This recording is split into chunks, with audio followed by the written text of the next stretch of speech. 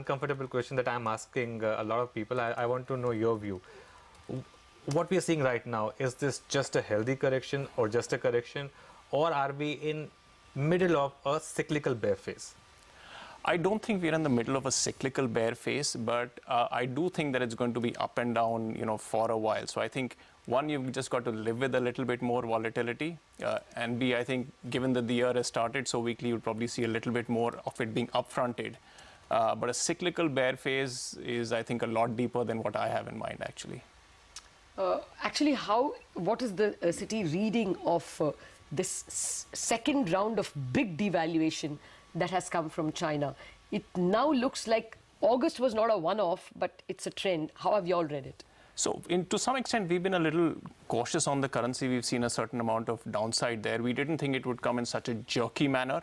In fact, our initial read was that it would all happen then, and after that, we thought it would stretch out a bit.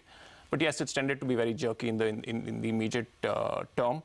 But we do see a certain amount of weakness, on the yuan. So how do you read it? Is this an indication that China is weaker than we thought, which means global economy will be weaker in 2016 first half than we thought? Is that the reading, or is it that China is adjusting? I think it's largely that China is adjusting, and people are making big calls on whether the adjustment is huge or that the bulk of it has been done.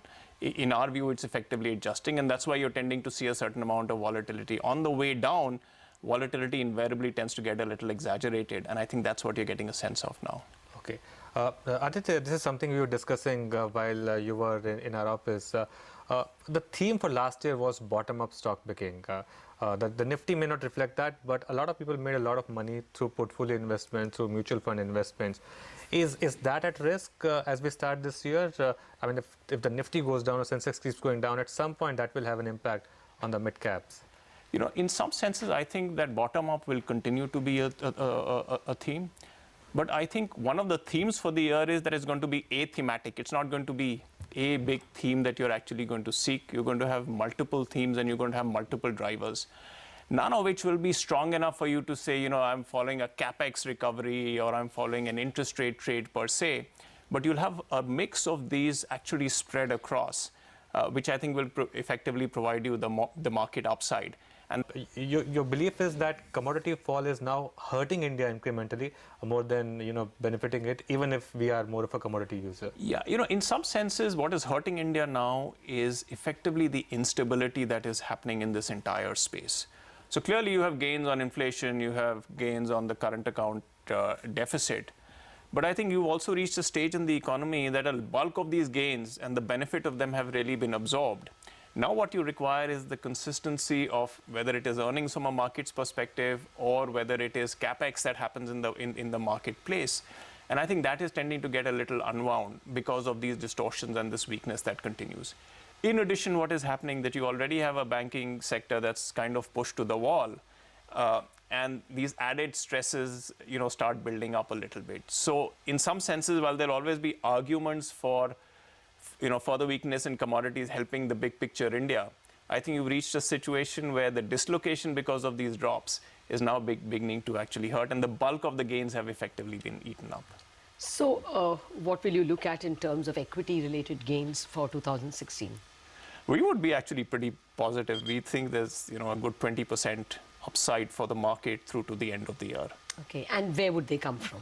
Which stocks could spearhead it? I mean, Reliance is an obvious stock. Yeah, I'll stay away from stocks, but from a sectoral perspective, our overweights are the financials, automobiles, energy, cement, and utilities, along with pharma. Okay, we are going to get so positive on financials. You don't think they need to provide more? There's an aggressive discussion that's happening between the regulator and the banks. Will you buy them now, or will you get it cheaper? No, there's always an argument to get them cheaper, but if you actually have a positive view on it, then I think timing it to the last rupee tends to be a little hard, at least for me. See, what I sense is that what you have at this point in time is that the mood on a lot of these financial stocks is very negative. The headlines, as far as their numbers are concerned, is negative because you have potentially accelerated recognition and provisioning. But at the same time, so that all suggests that the stock should be going down, the sector should be going down, and that to some extent is what is actually happening.